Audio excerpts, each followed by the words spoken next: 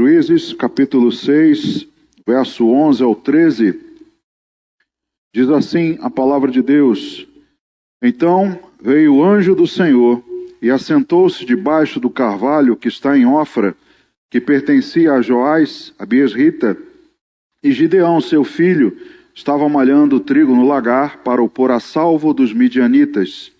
Então o anjo do Senhor lhe apareceu e lhe disse: O Senhor é contigo, homem valente. Respondeu-lhe Gideão: Ai, Senhor meu, se o Senhor é conosco, por que nos sobreveio tudo isto? E que é feito de todas as suas maravilhas que nossos pais nos contaram, dizendo: Não nos fez o Senhor subir do Egito? Porém agora o Senhor nos desamparou e nos entregou nas mãos dos midianitas. Amém. Vamos orar. Pai, obrigado pelo privilégio de ouvir Tua voz. Obrigado, Senhor, porque carecemos desse alimento e é para isso que viemos nessa noite, para ouvirmos Tua voz. Não estamos interessados em opiniões humanas, autoajuda, mas precisamos da Tua palavra para nos orientar, nos fortalecer, para que possamos prevalecer nesses tempos maus. Ó Deus, fala conosco nessa noite através do Espírito Santo, que Ele tenha liberdade entre nós, que Ele fale aos nossos corações, aos nossos ouvidos. Ó Deus, para isso, derruba as barreiras que venham interferir no receber dessa palavra, no entendimento, em colocar em ação, meu Deus, faz isso entre nós. E, ó Deus, também clamo a esse Espírito que me use nessa noite com graça, misericórdia, poder do Espírito Santo, para que eu possa transmitir aquilo que vem do Senhor e que todos nós possamos ser abençoados. É a nossa oração que fazemos, te agradecendo em nome de Jesus. Amém. Amém, irmãos? Podem sentar. Queridos, nós estamos em tempos difíceis e tempos difíceis geram carências de boas notícias. Eu não sei quanto a você, mas eu particularmente tenho sentido falta de boas notícias. Vai chegando o final do ano e o nosso desejo sempre é que no ano seguinte haja uma melhoria, as coisas melhorem, não é? Sempre é o nosso desejo. E eu particularmente, como eu disse, sinto falta de boas notícias. Algumas gerais, por exemplo, as guerras que nós temos aí, a guerra entre Rússia e Ucrânia, se não me engano, já vai para o 4º ano, se não me engano agora em fevereiro. O conflito no Oriente Médio, a negociação aí de cessar fogo, se não me engano também fez 2 anos agora, em outubro, e até agora nada, né? Ficamos aí observando essas coisas, guerras e rumores de guerras, e também no nosso cotidiano, no nosso dia a dia, eu tenho sentido falta de boas notícias em relação à economia, em relação à inflação, em relação ao emprego, renda, enfim, essas coisas que os brasileiros vira e mexe passam dificuldade. Tenho sentido falta de boas notícias no âmbito da segurança, ouvir que a nossa cidade, a nossa nação tem menos corrupção, que as coisas estão se ajeitando, que os índices de criminalidade estão diminuindo. Essas são boas notícias que eu sinto falta no âmbito geral. Pessoal, eu também tenho falta de boas notícias. Alguns irmãos há muito tempo. Boa notícia, aliás, diz o ditado, que a notícia ruim é como um rastilho de pólvora, não é? Rápido ela se espalha. Mas parece que a boa notícia, quando ela vem, parece que ela vai se arrastando. Parece que no meio do caminho ela encontra aquelas superfícies que a gente usa para pegar mosca, sabe, o rato, aquela superfície pegajosa, e ela está vindo, passa por ali, e diminui, demora, e você sente falta que ela chegue e ela não vem. E na minha vida eu sinto falta de boas notícias, algumas coisas pendentes aí há 15 anos, outras há 10 anos, outras há 4, outras há alguns meses. E, como eu disse, no final do ano a gente tem o desejo de ouvir, não é? Uma boa notícia. Finalmente, aconteceu. Posso virar o ano com uma perspectiva boa, com esperança. Eu tenho falta dessas boas notícias. E se eu tivesse que fazer uma pergunta, aliás, certamente alguém já fez para você, alguém já virou para você e perguntou assim: tenho duas notícias para te dar, uma boa e uma ruim. Qual que você quer primeiro? Já fizeram essa pergunta para você? Eu poderia dizer que a maioria de nós escolheria primeiro a notícia ruim. Não sei se foi o que passou pela sua cabeça, mas estudos na área de psicologia dizem que de 60% a 70% das pessoas preferem ouvir a notícia ruim primeiro e a boa notícia depois. Isso é um comportamento que eles chamam de sequenciamento positivo, que nada mais é do que uma preferência das pessoas em que uma experiência termine com algo positivo. Ou seja, que já que você tem que terminar alguma experiência, que você saia com uma impressão final mais agradável. E é isso que nós sentimos em todo final de ano, é ou não é? O ano é ruim. Poxa, mas pelo menos se no final tivesse uma boa notícia, eu sairia dele com a impressão mais agradável, eu sairia dele mais animado. Normalmente isso é o que acontece conosco. O problema, irmãos, é quando as boas notícias não vêm. Como eu disse, eu tenho sentido falta, e talvez você também esteja assim. Talvez tenha passado esse ano e tenha sentido aquele desejo, né? Esse ano vai, esse ano vem a resposta, esse ano acontece, esse ano resolve, e aí a notícia não vem. O problema é esse, quando ela não vem. E olhando para o texto, eu acredito que essa passagem pode nos ajudar. Pode nos ajudar no seguinte sentido: há muitas semelhanças no contexto em que eles estavam passando, Gideão estava passando também. E nós, no nosso dia a dia, para que a gente consiga lidar com essa frustração, para que a gente consiga olhar para o texto bíblico e ter um alento, ouvir pelo menos algo positivo que nos dê um rumo melhor, uma visão diferente, não pessimista. Então eu acredito que o texto pode nos ajudar nesse sentido. O primeiro é, como eu disse, olhando para o contexto de Israel, que é muito semelhante com o nosso. E aí a gente volta um pouquinho, lá no capítulo 6, mas no primeiro versículo, até o 6, diz assim: fizeram os filhos de Israel o que era mal perante o Senhor. Por isso o Senhor os entregou nas mãos dos midianitas por 7 anos. Prevalecendo o domínio dos midianitas sobre Israel, fizeram estes para si, por causa dos midianitas, as covas que estão nos montes, e as cavernas, e as fortificações, porque cada vez que Israel semeava, os midianitas e os amalequitas, como também os povos do Oriente, subiam contra ele, e contra ele se acampavam, destruindo os produtos da terra, até a vizinhança de Gaza, e não deixavam em Israel sustento algum, nem ovelhas, nem bois, nem jumentos, pois subiam com os seus gados e tendas, e vinham como gafanhotos em tanta multidão que não se podiam contar, nem a eles nem aos seus camelos, e entravam na terra para a destruir. Assim, Israel ficou muito debilitado com a presença dos midianitas. Então os filhos de Israel clamavam ao Senhor.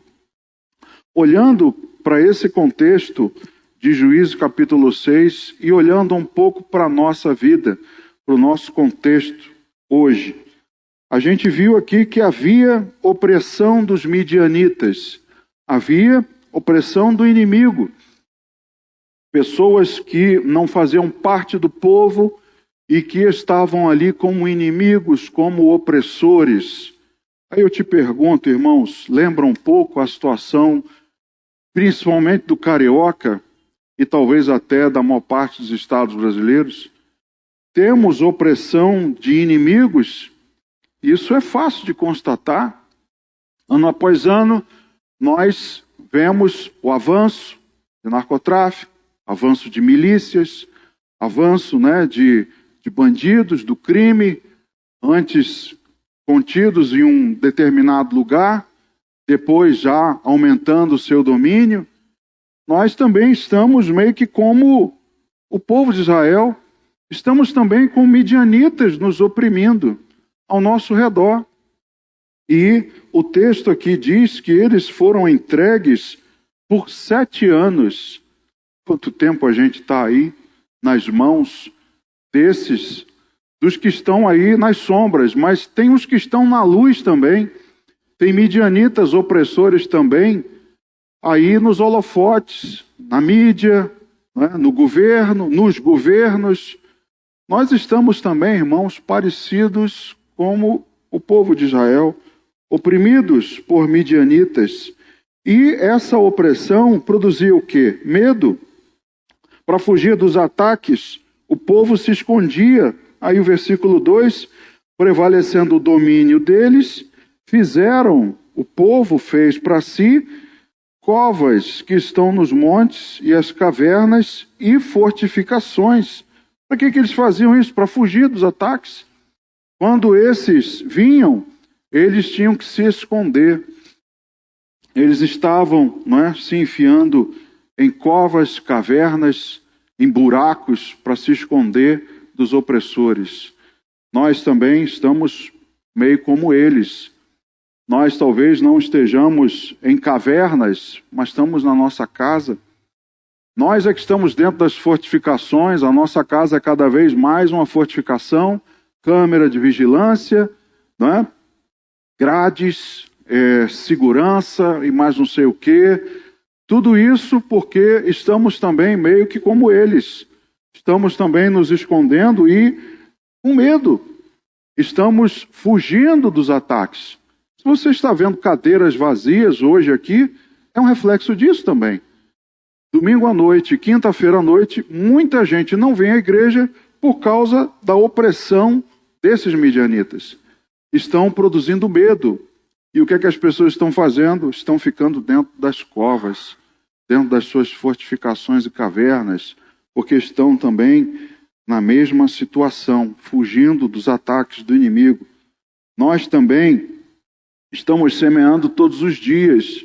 Você sai para trabalhar, saiu hoje para trabalhar, vai amanhã, está batalhando, está estudando, está se esforçando, está tentando produzir para colher alguma coisa, mas a gente também teme que os nossos frutos sejam tomados, sejam levados de nós, que nada mais é do que isso. Você trabalha, se esforça, luta e vem o inimigo e leva de você. Olha aí o versículo 3 que a gente leu. Porque cada vez que Israel semeava, os midianitas e os amalequitas, como também os povos do Oriente, subiam contra ele. É exatamente a figura do ladrão e do trabalhador. O trabalhador se esforça, levanta cedo e produz.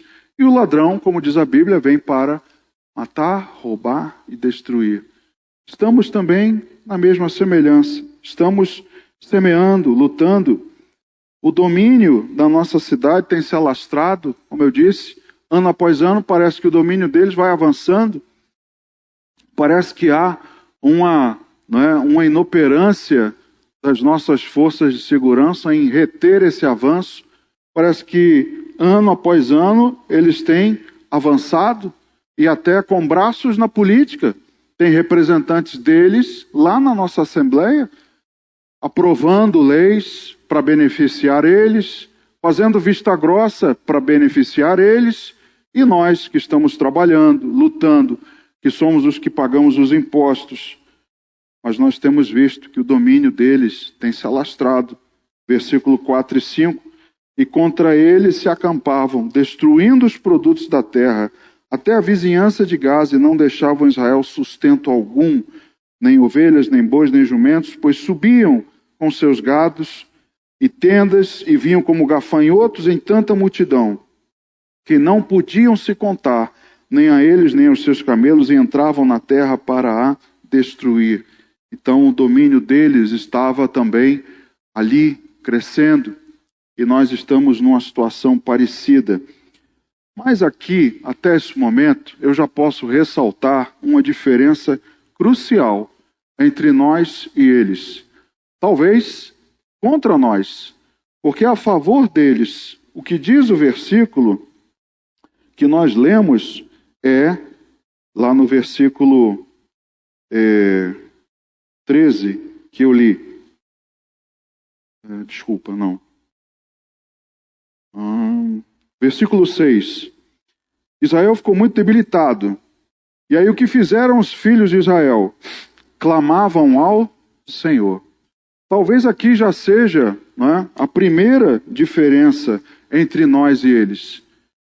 As semelhanças estão claras, porém eles clamavam ao Senhor. E aí talvez estejamos nós numa situação desfavorável.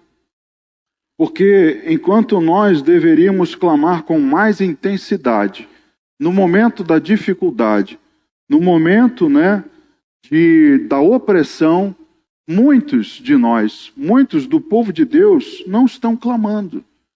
Muitos não estão mais orando. E aí vamos ver até que é reflexo de algo que também aconteceu com Gideão. Mas eles clamaram com mais intensidade, é o que diz o verso 6. E aí eu queria ver contigo lá no Salmo número 34. Salmo número 34, no verso 17. Clamam os justos e o Senhor os escuta e os livra de todas as suas tribulações. Lemos no início do culto. E também o Salmo número 50, versículo 15. Veja o que a Bíblia diz a respeito do clamor. Salmo 50, verso 15. Invoca-me no dia da angústia, e eu te livrarei, e tu me glorificarás. Então a Bíblia recomenda, ensina, que no momento da angústia, no momento da dificuldade, nós devemos clamar. E eles ali, naquela situação, clamavam. Clamaram com mais intensidade para que Deus os livrasse das mãos dos midianitas. E aí, olhando agora para o exemplo de Gideão, que nós lemos, Gideão era um cara como nós, como eu e você. Como eu disse, você acordou hoje cedo, foi trabalhar. Gideão também era um cara que estava trabalhando. E mais, como eu e você, ele estava desejando boas notícias. Estava também trabalhando, lutando para manter a salvo o seu sustento, como eu e você. Não é como nós ouvimos até no domingo à noite, a respeito do que estava lá no tanque de Betesda, e nós ouvimos na mensagem, não é, a palavra, tem hora que não é hora de orar, é hora de agir, hora de fazer alguma coisa. E aí quando a gente olha para Gideão, a gente vê que Gideão, ele não apenas estava lamentando, que ele poderia ficar apenas lamentando, chorando, né? Olha a opressão dos midianitas, eu não estou podendo trabalhar, estou aqui parado e mais não sei o quê. Mas olhando aqui para o texto, nós vemos que ele estava trabalhando. Ele estava lutando para manter a salvo o seu sustento. É o que está no verso 11. Não é? Ele estava malhando o trigo no lagar para o pôr a salvo dos midianitas. Então ele tomou uma atitude, ele fez alguma coisa. E é aí que está o problema. Quando a gente não toma atitude, ok, estamos errados. Precisamos tomar uma atitude, precisamos agir. O problema é quando a gente está tomando atitude, mas as coisas não acontecem, as notícias boas não vêm. Quando nós estamos fazendo por onde, né, e sentimos falta de como o aleijado lá no tanque, Jesus vir bater nas nossas costas e dizer, você quer ser curado? Você quer ter o seu problema resolvido? Você quer me contar qual é a sua necessidade? Agora chegou o seu momento. É difícil quando estamos nessa situação, quando estamos batalhando, lutando para manter a salvo o nosso sustento, mas as coisas não vêm. Então Gideão é o retrato do homem que estava fazendo alguma coisa. Estava malhando a sua produção, o que ele colheu da sua semeadura e fazendo isso num lugar inapropriado, no lagar onde se pisavam as uvas. Muito mais difícil fazer o trigo, malhar o trigo ali, que precisava de uma área aberta, exposta, e aí ele estaria vulnerável, mas ele faz escondido. Mas de qualquer maneira ele estava trabalhando. Ele estava ali tentando, lutando para sair, passar nessa situação. E aí, no verso 13, nós vemos que diz o seguinte: respondeu-lhe Gideão: ai, Senhor meu, se o Senhor é conosco, por que nos sobreveio tudo isto? E o que é feito de todas as suas maravilhas que nossos pais nos contaram, dizendo, não nos fez o Senhor subir do Egito? Veja o que ele diz: porém agora o Senhor nos desamparou e nos entregou nas mãos dos midianitas. Gideão estava frustrado.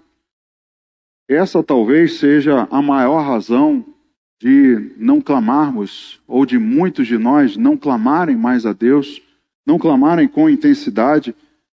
Gideão estava frustrado e preocupado com a situação. Porque ele diz ali, olha, por que nos sobreveio tudo isso? Se Deus está conosco, por que essas coisas estão acontecendo?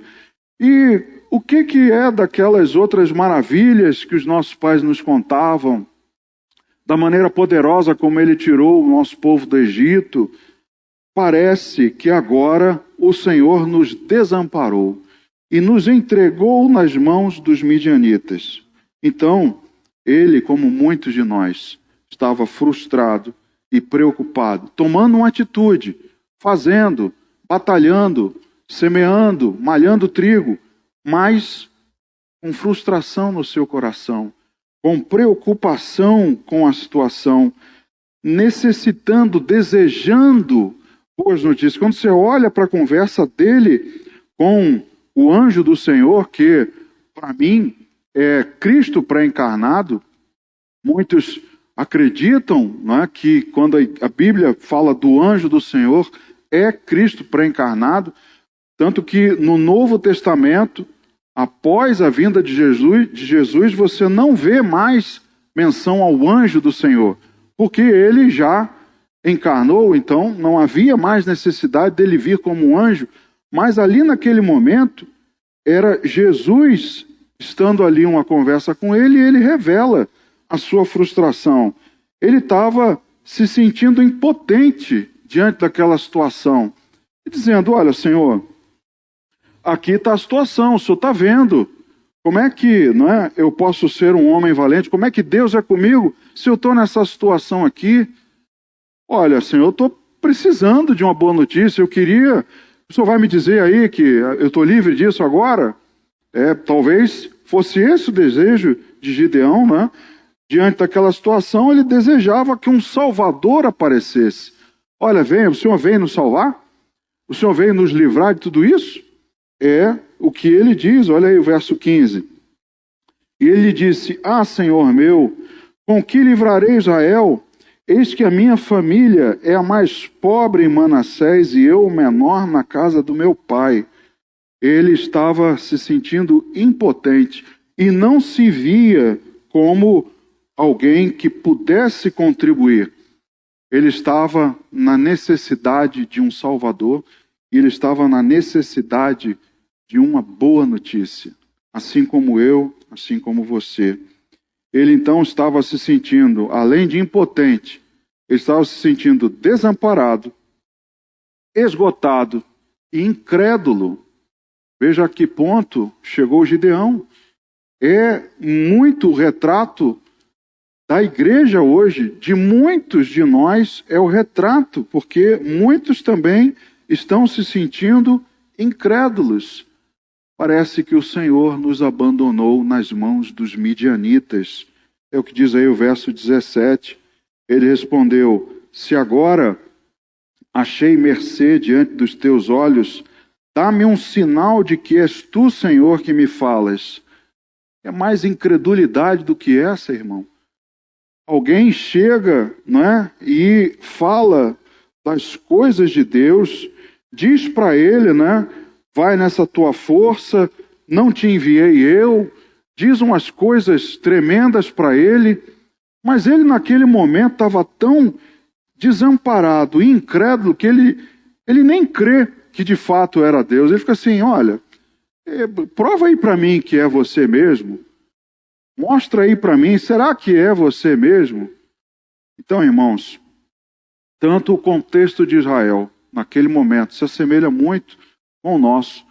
E isso, dizendo, irmãos, para nós aqui no Rio, nós não temos uma bomba ou um míssil podendo explodir aqui do nosso lado, ou em cima de nós, como estão os da Ucrânia vivendo. Às vezes estão ali no hospital trabalhando e cai uma bomba e mata dezenas ou até centenas. Não estamos ali na faixa de Gaza, naquela zona de conflito, né? Ou ali na Síria, trabalhando e de repente explode uma bomba do meu lado. Também eles estão nessa situação, muito desamparados. Então, o nosso desamparo, a nossa situação, ainda é muito mais suave do que muitos mundo afora, que estão debaixo das mãos de tiranos, debaixo, né, de conflitos, de guerra, de coisas muito piores que nós vivemos. Como estão essas pessoas? Como está o coração delas? Então a nossa situação é semelhante com a deles. E a nossa situação, muitos de nós em particular, se assemelha ao que Gideão estava enfrentando naquele momento. Estamos batalhando, estamos tomando uma atitude, mas estamos esgotados, nos sentindo desamparados e até, em alguns momentos, incrédulos, impotentes, ao ponto de, se alguém chegar, olha, me prova aí. Tudo bem, eu conheço, ouvi falar, eu conheço, né, o que fizeram com os nossos pais, mas me diz se é isso mesmo. E me mostra que é você mesmo que está falando comigo. Se assemelha muito, irmãos, à nossa situação atual. E aí, olhando para o texto e já entendendo que esse anjo do Senhor é Jesus, é o Cristo pré-encarnado, isso nos faz perceber agora o lado do Senhor, como ele lida com essa situação, para também que você entenda como você, que é uma pessoa de bem, é um cristão fiel, está batalhando, mas está também meio que esgotado, não é, frustrado. Como é que Jesus encara essa situação? Isso me faz perceber que Jesus é um cara sensível, é um cara tremendo, incrível a personalidade dele. Porque, embora ele soubesse que a situação era culpa do povo, ele não jogou isso na cara de Gideão. Você leu aqui comigo no primeiro versículo do capítulo 6, o que é que diz? Fizeram os filhos de Israel o que era mal perante o Senhor. Por isso Deus os entregou nas mãos deles. Jesus, ouvindo ali, quando Gideão faz a primeira queixa, ele poderia dizer, também, o que vocês fizeram, né? Quem mandou vocês agirem como agiram? Quem mandou vocês desobedecerem? Quem mandou vocês adorarem ídolos? Quem mandou vocês fazerem todas essas coisas? Jesus poderia jogar isso na cara de Gideão, mas não é isso que ele diz. Ele ouve a queixa, né, de Gideão, e aí ele vira para o cara e diz assim, vai nessa tua força. Ele não reclama, ele não xinga Gideão, ele não fala mal de Gideão. Ele ouviu a acusação de abandono. Imagina o Senhor se encontrando com Gideão e ele diz, olha, o Senhor nos desamparou, o Senhor nos entregou nas mãos dos inimigos. Imagina se Jesus chegasse agora diante de você e você jogasse isso na lata dele. Ou, uma coisa muito mais factível, se você, ou se o seu filho, ou alguém, joga isso na sua cara, como é que você reage?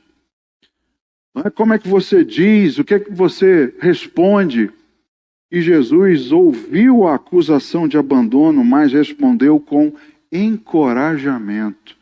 Por isso que Jesus é um cara tremendo. Ele é o nosso alvo. Nós deveríamos nos esforçar para chegar na estatura da plenitude dele, porque a maneira como ele trata com as pessoas, as situações, como ele, resolve os problemas. Olha o verso 14, ele se virou para ele e disse: vai nessa tua força e livra Israel da mão dos midianitas. Porventura não te enviei eu? Ele, em vez de responder com grosseria, ou jogar na cara de Gideão, está vendo? Isso aí é consequência dos teus problemas, das tuas atitudes. Você está aí nessa situação por culpa de vocês mesmos. Nós não estamos nessa situação por nossa culpa? Ou por um acaso os que estão no poder vieram do espaço? Vieram, irmãos, saíram do meio de nós. E nós estamos nessa situação por causa de anos de desgoverno de pessoas que saíram do nosso meio. Então ele também poderia se virar para nós e dizer assim: também a culpa é de vocês. Quem mandou vocês escolherem mal? Quem mandou vocês fazerem o que fazem? Ele poderia se virar para nós na mesma situação e agir desse jeito. Mas ele diz para Gideão, numa palavra de encorajamento, que é para ele tomar uma atitude sim, mas ele dá os recursos. Essa é uma das diferenças cruciais entre Jesus e nós. Nós muitas vezes dizemos para os outros: vai tomar uma atitude, faz alguma coisa. Jesus diz isso também, mas ele dá os recursos. Ele diz para Gideão: não te enviei eu? Ô Gideão, vai e livra o povo, mas eu vou te fortalecer. Vê o verso 16. Tornou-lhe o Senhor: já que eu estou contigo, ferirás os midianitas como se fossem um só homem. Jesus diz: eu estou contigo. E nós somos especialistas em dizer para os outros: você tem que tomar uma atitude, mas nós não damos um recurso na mão de ninguém para que eles façam isso. Nós muitas vezes dizemos para alguém que está passando, às vezes não dizemos, mas pensamos isso. Alguém que está na rua pedindo, nós às vezes pensamos, por que você não vai trabalhar? Muitos de nós pensamos isso, mas nenhum de nós diz: você quer trabalhar? Eu te arrumo um serviço, eu te dou o recurso. Você quer? Eu vou te ajudar. Vai, mas eu vou te ajudar. Vai, mas eu vou te dar o recurso. Então, Jesus é um cara extremamente sensível e ele age de uma maneira tremenda, como nós ouvimos domingo à noite. Você quer ser curado? Levanta e toma o teu leito. Mas não é para ele ainda paralítico. Ele já curado. Levanta e toma o teu leito porque eu te curei. Levanta e toma o teu leito, toma uma atitude porque eu já fiz. Porque eu te dei o recurso. Agora você faz.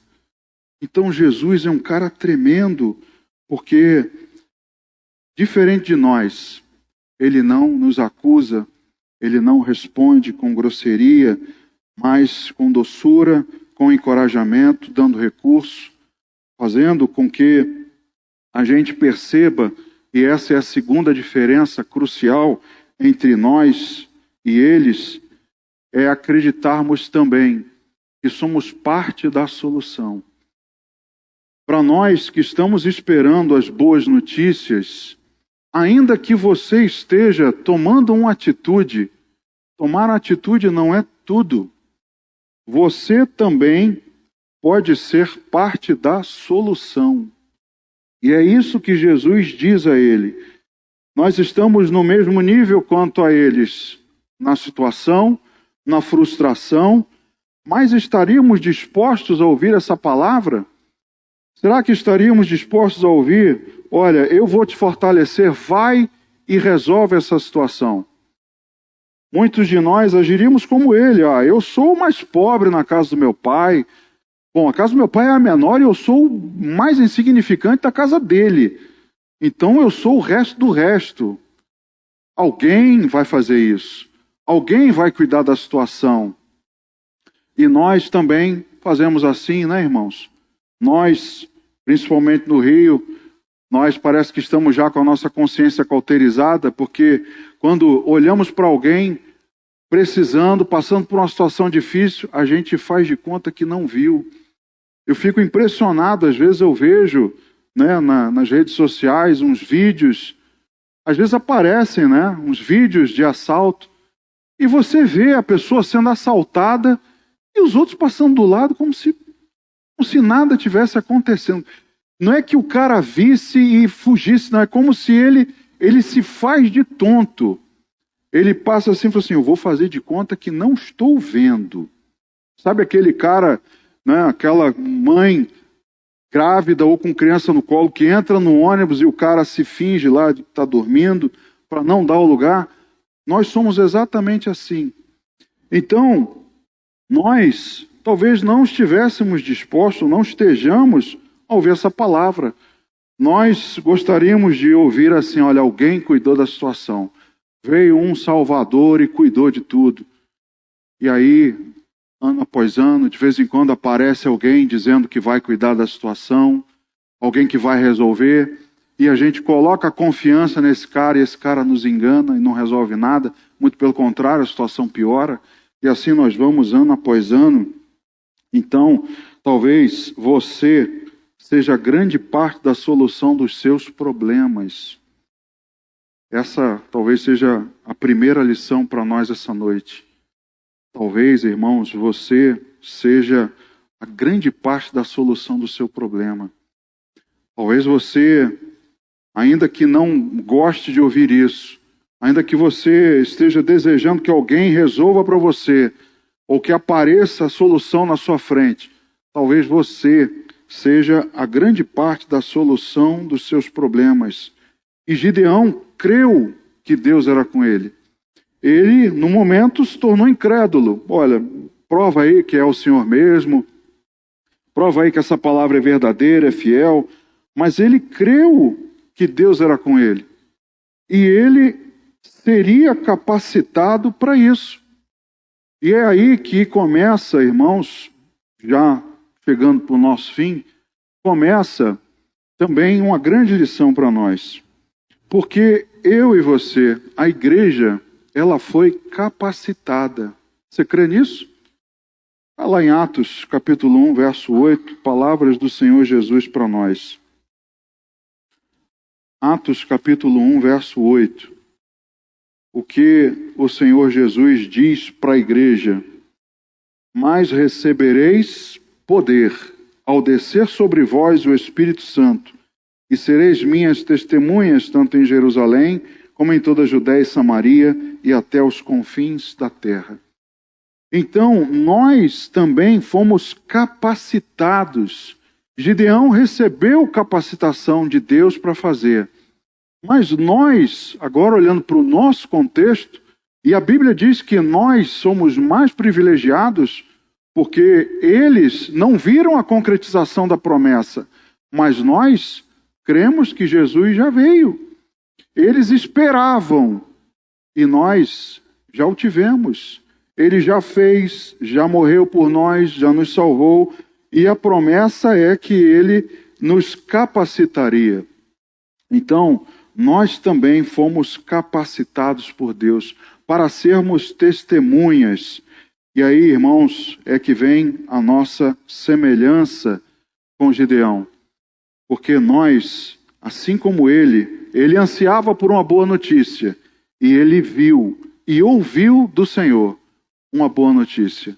Olha, você vai ser a solução do problema, porque eu vou te capacitar para isso e você vai livrar o povo da opressão. Então nós também, a semelhança dele, que ouviu uma boa notícia, nós também ouvimos uma boa notícia, ou não? O que é o Evangelho, irmãos? O Evangelho é uma boa notícia, é uma boa nova. E nós também ouvimos a boa notícia. Então, no momento em que nos sentimos frustrados, que isso é natural, como eu disse, eu sinto falta de boas notícias. Muito provavelmente vou virar o ano e uma boa parte das minhas esperanças não vão acontecer. Não vai ser em 2024. Mas, quando isso me vem à mente, eu não consigo pensar em nenhum outro consolo que não seja o Evangelho, que é a única boa notícia e, aliás, é a principal, a fundamental para a nossa vida, para nós seguirmos adiante nesse mundo tenebroso, dominado pelas forças e potestades malignas. A nossa única palavra de consolo é o Evangelho. Então, que isso seja para você um motivo de ânimo, porque Paulo, quando escreve lá na carta aos Efésios, no capítulo 6, do versículo 10 ao 18, ele diz o seguinte: quanto ao mais, sede fortalecidos no Senhor e na força do seu poder. Ele começa dizendo isso.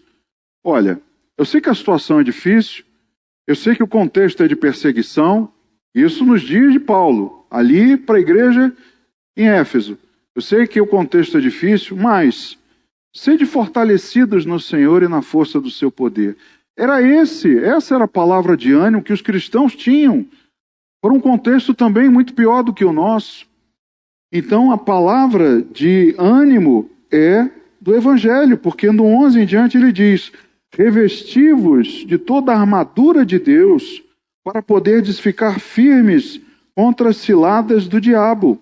Porque a nossa luta não é contra o sangue e a carne, sim contra os principados e potestades, contra os dominadores deste mundo tenebroso. Olha aí os amalequitas, olha aí os midianitas, eles lá naquele tempo e hoje também, os dominadores deste mundo tenebroso, contra as forças espirituais do mal nas regiões celestes. Portanto, tomai toda a armadura de Deus, para que possais resistir no dia mau, e depois de teres vencido tudo, permanecer inabaláveis. Estai, pois, firmes, cingindo-vos com a verdade, e vestindo-vos da couraça da justiça. Calçai os pés com a preparação do Evangelho da paz, embraçando sempre o escudo da fé, com o qual podereis apagar todos os dardos inflamados do maligno. Tomai também o capacete da salvação e a espada do Espírito, que é a palavra de Deus, com toda oração e súplica. Olha o clamor. A primeira diferença entre eles e nós, eles clamavam a Deus. E nós temos que, com toda oração e súplica, orando em todo tempo, e para isto vigiando com toda perseverança e súplica por todos os santos. É o que a palavra de ânimo do Evangelho diz para mim e para você. A boa notícia terrena, sua, no seu nível, não veio. Pense na boa notícia de lá do alto. Porque ela é quem vai te fortalecer, é ela quem vai fazer com que você siga adiante. Essa talvez seja uma diferença crucial, irmãos, e o grande ingrediente que muitos irmãos não estão buscando hoje. Em épocas de dificuldade, eu preciso me aproximar de Deus, eu preciso ouvir a palavra de Deus, porque a fé vem pelo ouvir. E o que é a fé? É o preparo, a capacitação para enfrentar os dias maus. Então estamos aí num ciclo prejudicial, porque estamos numa época difícil, com carência de boas notícias. Estamos também, como Gideão, decepcionados, desamparados, incrédulos, e aí não clamo, não busco a Deus, não ouço a sua palavra, não ponho a armadura, não tenho mais a couraça da justiça, não tenho mais o calçado do Evangelho, não tenho mais o escudo da fé. Sou um alvo fácil para esses dominadores tenebrosos. Então, queridos, não consigo pensar em nenhum outro consolo, a não ser a boa notícia da Bíblia, que é Jesus veio, aquele que se encontrou com Gideão e disse: vai nessa tua força. Irmãos, eu creio que nós temos uma força, não nossa, mas dada por Deus, promessa dele. Veja aí o que o Evangelho de João, lá no capítulo 14, fala para mim e para você. O que a Bíblia diz para nós a respeito de Jesus e das suas promessas sobre nós são claras. João capítulo 14, no verso 12 e no verso 23, ele disse assim: em verdade vos digo que aquele que crê em mim fará também as obras que eu faço e outras maiores fará, porque eu vou para junto do Pai. Olha a capacitação. Assim como ele disse a Gideão: vai, porque eu estou contigo, e você porá o povo a salvo dos midianitas. Ele também diz: vocês irão fazer obras maiores, porque vocês receberão poder do Espírito Santo. E o versículo 23, também promessa dele: se alguém me ama, guardará a minha palavra, e meu Pai o amará. E viremos para ele e faremos nele morada. Por isso nós somos privilegiados. Em relação a Gideão, muito mais. Porque Gideão teve uma conversa com ele. Nós temos ele habitando em nós. Queridos, nós, em comparação com Gideão, somos muito mais privilegiados, muito mais bem-aventurados. Então, para nós não podemos, sucumbir às carências de boas notícias, às más notícias prevalecendo, ao aparente avanço do mal, a nossa situação, de domínio do mal. Nós não podemos sucumbir a essas coisas, porque nós precisamos nos lembrar daquele que veio por nós, está em nós e intercede por nós, aquele que nos capacita e nos fortalece. Então, nós precisamos agir e crer que Deus está nos capacitando. Que você, em algum momento, irmãos, em algum momento, para que a situação mude, nós vamos ter que fazer parte da solução. Enquanto nós continuarmos calados e nos escondendo em covas, em buracos, a situação vai continuar e vai avançar. Porque, como diz o ditado, o que preocupa não é a ação do mal, mas o silêncio dos justos, dos bons, dos que são de bem. E em algum momento, para que a situação mude, eu e você vamos ter que fazer parte da solução. Vamos ter que agir, vamos ter que escolher melhor, vamos ter que cobrar, vamos ter que fazer a nossa parte para que a situação mude. Porque de outra maneira não vai acontecer. Não aconteceu para eles e para nós também não irá acontecer. Que essa palavra seja de alguma maneira um motivo de ânimo para você nessa época em que precisamos tanto de boas notícias. Que o Senhor fortaleça o teu coração e que, quem sabe, até o final do ano pareça uma boa notícia para você. Quem sabe, até o dia 31, ainda temos aí alguns dias. Quem sabe até o final do ano ainda não aparece alguma coisa boa para você. Que Deus então te abençoe ricamente. Vamos ficar em pé, vamos orar.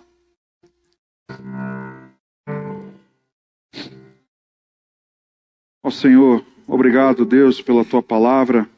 Pai, como vemos tantas semelhanças entre nós e o teu povo há tantos anos atrás, como vemos, meu Deus, a ação do mal seguindo a mesma maneira, a mesma rotina, dominando, tomando daqueles, dos que são justos, dos que batalham, dos que trabalham. E muitos, meu Deus, estão há mais de 7 anos debaixo de opressão, estão, meu Deus, há mais de 7 anos sofrendo, se sentindo abandonados, desamparados, batalhando, meu Deus, mas nenhuma mudança acontece. Ó Deus, fortalece esse povo e que eles jamais desistam da fé, que eles jamais desistam do Senhor, porque o Senhor pode aparecer, meu Deus, até o fim desse ano, também para alguns de nós, e nos dizer: eu vim em teu favor. A causa que você tanto esperava, agora acontecerá. Enfim, uma boa notícia para que você vire o ano com uma nova perspectiva. Mas se não vier, que nós possamos olhar para o alto e nos lembrar da boa notícia, da boa nova, que é a que nos capacita, mesmo em meio às notícias ruins, porque nem sempre teremos notícias boas. Vimos aqui várias vezes, Senhor, que muitas são as nossas aflições. Algumas irão embora até o final do ano, mas infelizmente outras virão.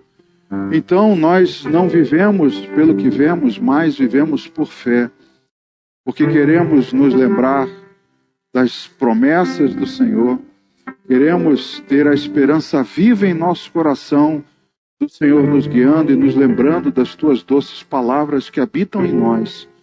Fortalece, meu Deus, o teu povo, nos fortalece, Pai, é a nossa oração e fazemos te agradecendo em nome de Jesus.